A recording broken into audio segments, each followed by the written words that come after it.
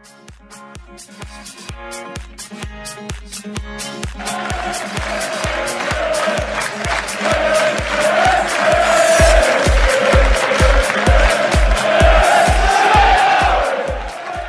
guys, and welcome back to the Stacey West YouTube channel. I am Ben, and I am joined by Steve from the Orient Outlook podcast. How are you doing, mate? Are you all well? All good, thank you very much. It's been nice to have, I guess, a kind of relatively free football weekend with no fixture, but looking forward to Tuesday night already. Yeah, I kind of wish we had one with no fixture, given how it went yesterday, to be honest. But yeah, you know, yeah, our new era has begun, the Skubala era. So yeah, unfortunately, we didn't quite start it off in the way we'd have hoped to, but you know, we shall plod on and head down to Brisbane Road again, I guess, on Tuesday night. So obviously the rearranged fixture for, you know, the sad reasons of before. It was the night got quite cold as it went on quite quickly back then, and obviously you guys were, you know, 1-0 up at the time, and I don't really think in terms of a result that it looked like changing, but the season so far, I mean, you sat in 14th at the minute. Has it gone roughly how you'd have expected it to so far, or are you kind of sat there thinking, oh, we could have done more? I mean, I'm looking at looking at the stats at the moment. I think you're averaging about a goal a game. You've not won in 4 in the league. So is there a concern there, or are you kind of relatively happy with how things are at the minute? I think if you would have offered, I think we're 13th, unless we've dropped the place over the weekend. I think you would have offered that beginning of the season to a newly promoted team. I think you'd go, all right, that's fair enough. But however, I mean, we've only won 5 out of 16, and a lot of games we've not really created that many chances or been clinical up front. So from one perspective, you go, really happy to be in 13th place. But from another perspective, you look at some of the games we've lost that we really should have taken at least a point from, like Fleetwood away, and we lost 1-0, and you're thinking, should have got 3 points there. It's just those little fixtures where we've just missed out on a draw or just missed out on a win. And you go, had we actually picked up like the odd point here or there, we'd actually be like challenging possibly for a playoff place. So yeah, so far not bad. I mean, I don't think we've been outclassed by any teams in particular. I thought Oxford last weekend when they came to our place were very, very good. You can see why Oxford is so far ahead of, you know, most of the chasing pack. Portsmouth looked good when they come to us. I think apart from those two, who are, you know, the top 2 teams in League One at the moment, I don't think we've been outclassed in any other games that we've played. We've kind of held our own. We've got better as the season's gone on. We've become a bit harder to beat. I think we had a really tough opening 4 fixtures, lost 3 out of the first 4 and drew the other one. And I think since then we have really acclimatised well to life in League One. So yeah, we always try and be a kind of half full podcast as opposed to half empty. So looking at it, 13th place isn't bad. It's quite a convoluted kind of mid-table in League One. Yeah. Like you probably know, right? So if you win the next 2 or 3, you can find yourselves transported from around 13th, 11th, 12th to, you know, maybe challenging just outside or maybe sneaking into the playoffs. So all to play for, but I guess so far fairly happy, I'd say. Good stuff. Yeah, I mean, we were actually talking to a Walsall fan the other day, because we've got one of our lads out on loan at Walsall, and he was saying it's kind of the same in League Two. Like, everything is so bunched up. You know, you get a couple of wins and you suddenly knock on the door of the playoffs and lose a couple, and you're looking over your shoulder. It's a very compacted league this season, and I think that seems to be the case across the EFL. So I mean, we'll move on to, you know, how you guys tend to play. I mean, obviously we've seen what Orient did against a Mark Kennedy Lincoln City side for the majority of a game a while back. Has anything really changed much since then, or are you guys still kind of playing the same way? What, you know, how do you set up? What should we be looking out for, and are there any players that stand out for you? I guess in the last fixture, it was, I think, 3 at the back if I remember rightly. So since transfer deadline day, Brandon Cooper came in on loan from Swansea, and he's kind of settled really nicely into the defence alongside Dan Happy. And had turned, we've been using 2 wing backs who have been working really well. Unfortunately, Jordan Graham, who has been brilliant this season so far, got a really bad injury away to Burton, and he's probably out for the rest of the season. So you won't see Jordan Graham, unfortunately, on Tuesday night. He's been a big loss. He obviously came in from Birmingham in pre-season, and his delivery just was exceptional from either a dead ball from the wing. He can put in an absolute peach. So we're missing him massively.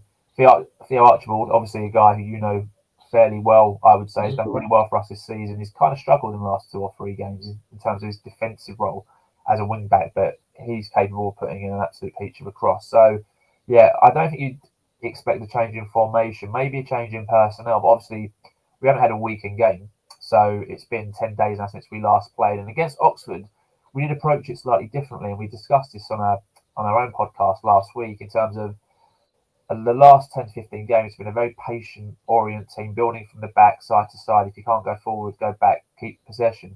Against Oxford, it was a lot more direct. I don't know if that's because they'd spotted something against Oxford where they thought we can bypass their midfield to get the ball across their back line quicker.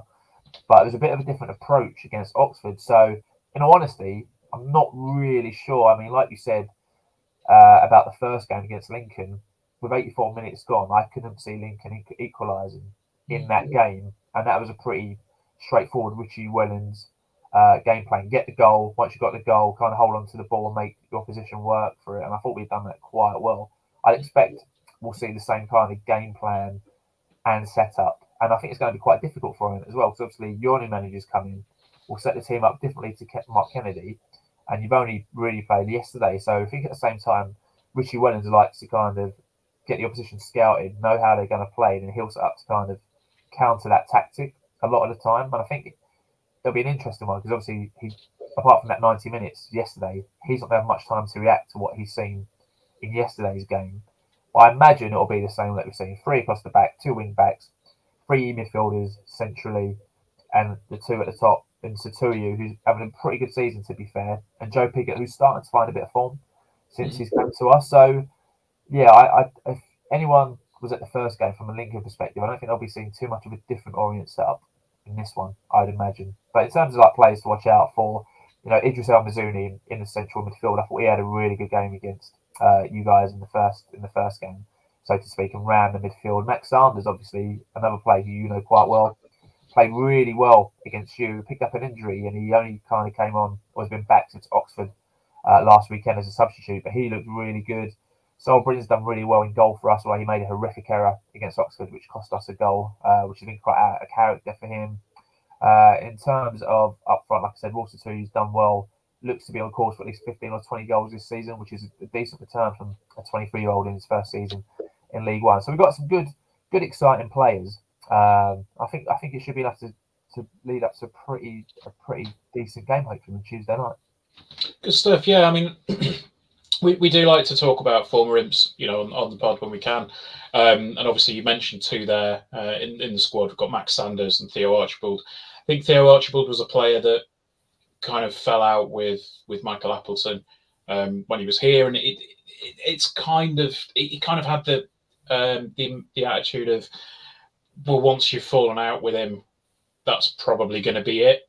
So I think I don't really think we got the chance to see what he was about at Lincoln. And obviously, I think Max Sanders was a bit of a fan favourite. I think a lot of people were sort of clamouring for him to get a start, and a similar situation there as well. I think he kind of fell out with the manager or whatever it was behind the scenes, and I think maybe he probably got 1 or 2 chances, didn't quite fully take them, and you know that was the end of it. So it sounds like they've settled into life at Orient fairly well. I think a few of us on the imp side were thinking that Sanders probably would, because he's going to be closer to his family, he's going to be close to home, and it sounds like he's going to be settling in fairly well there.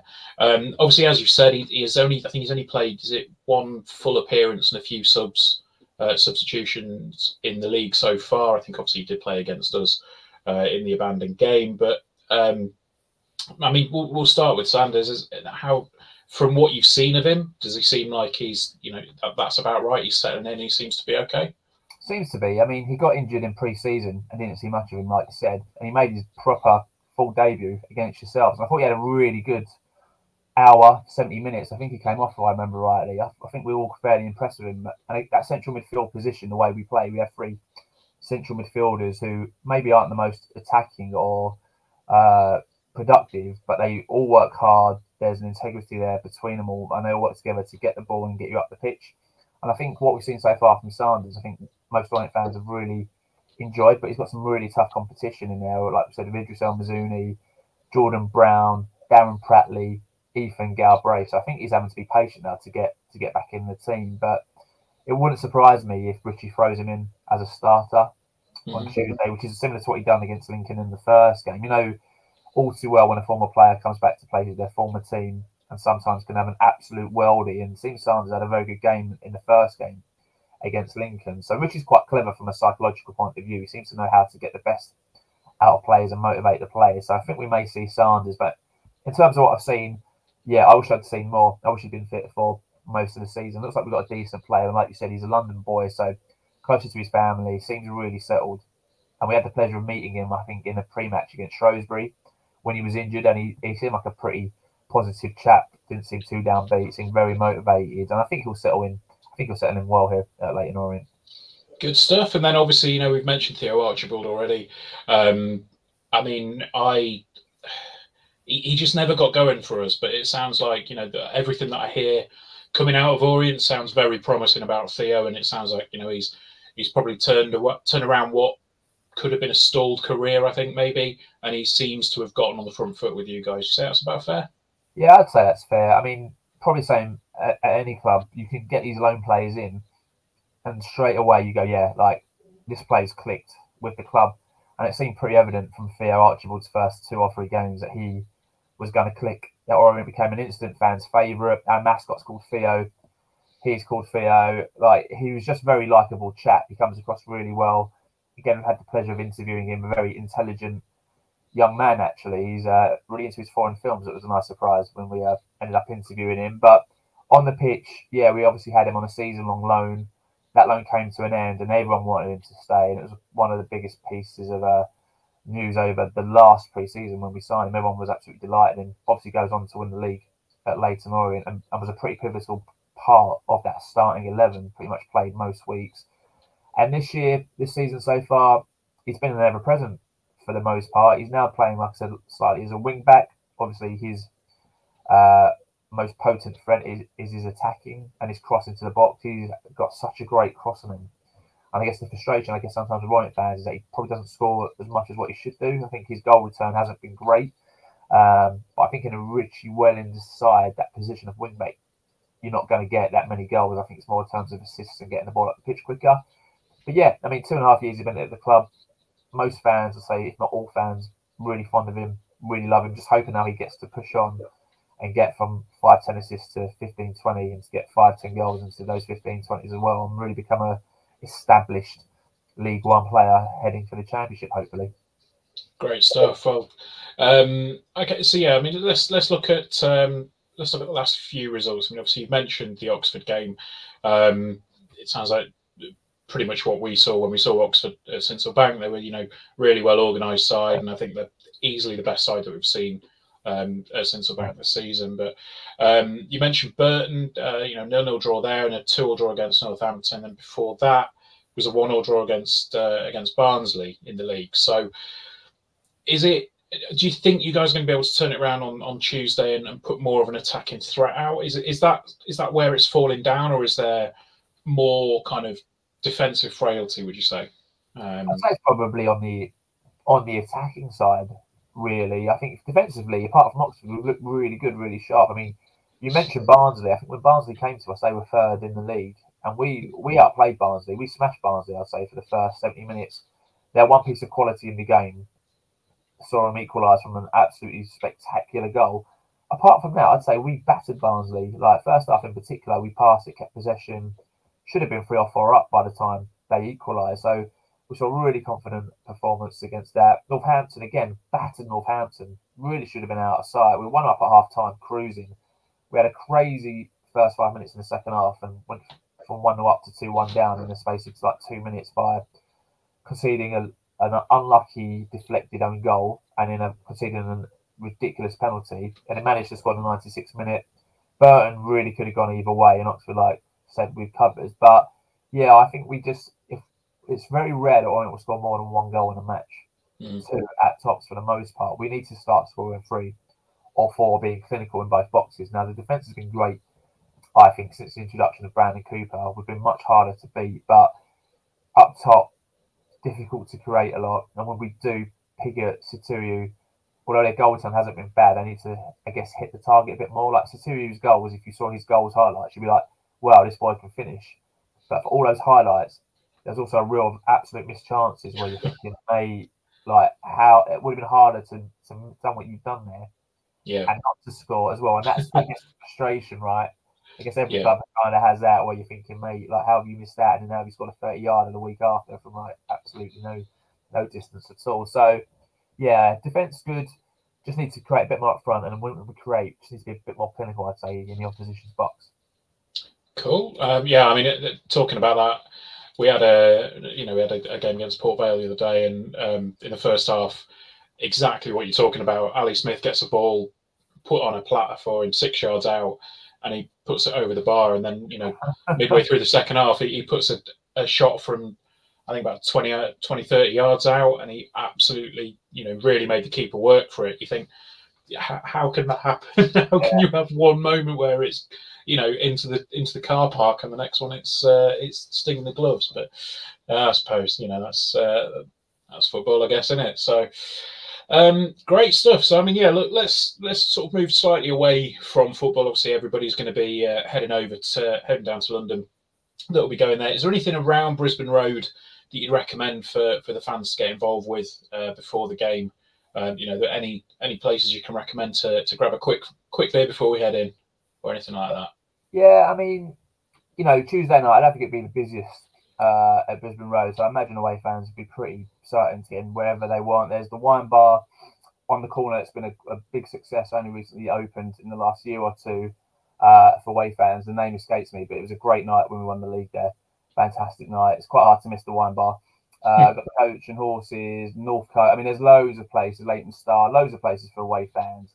Majority of places will make away fans feel really welcome. There's lots on the high street in terms of food and getting whatever you want, from literally KFC to sit down restaurants. It's very welcoming down there. So yeah, loads of pubs, loads of restaurants. Obviously, Stratford Westfield is literally one stop away, which is obviously a huge shopping centre, and again, loads of restaurants and bars around there. So you'll be made to feel really welcome. It's a lovely, welcoming club. Maybe a bit too welcoming, I guess, at points for certain away teams, but there you go.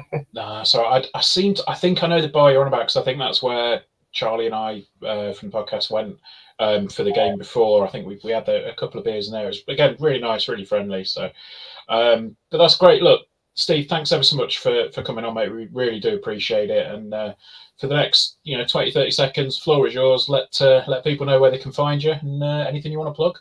Nice one. So yeah, I co-host the Orient Outlook podcast with my good friend Paul Levy. We publish a weekly episode every Sunday. It's available on all podcasting platforms, and you can find us on Twitter at Orient Outlook Podcast, on Facebook at Orient Outlook Podcast, and on Instagram on Orient_Outlook_podcast. And I'd just say, just for your listeners and your club, I thought the way Lincoln City handled the Derek Reynolds situation was absolutely exceptional. So I think there'll be a lot of respect there from Orient to Lincoln City, and well done to you and your fantastic club for the way you handled that, especially in the aftermath of what was happening. I thought it was really a touch of class from your club. It's nice to hear, and I think there'll always be something between the two clubs. I think following that, I know we do have a memorial brick at Central Bank as well on Derek's behalf as well. So look, it was a really tough night when we were down there before. In terms of, for Lincoln, in terms of football and non-footballing reasons, but hopefully, Tuesday night will be an enjoyable evening for everybody, and I'm sure there'll be plenty of tributes if required for Derek as and when. So once again, thanks for coming on, mate. Really do appreciate it, and appreciate your kind words as well. Cheers, man. Top man. Up the Imps.